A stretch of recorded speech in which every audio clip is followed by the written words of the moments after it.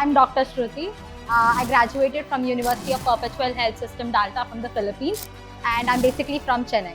Okay, congratulations, Thank you ma'am, so for much. scoring great marks. Thank you so much. Ma'am, we have few rapid questions for you. Can we start? Sure. My first question for you is, who is your favorite singer? My favorite singer is Arijit Singh. If not a doctor, what career would you choose? I've just chosen an army officer, to be an army officer. One faculty who inspires you a lot and why? I would go for two in the sense, one is Dilip sir and the other one is Amritnath sir. Dilip sir because I've always found medicine very hard, but it was always very scoring for me and it was only because of Dilip sir.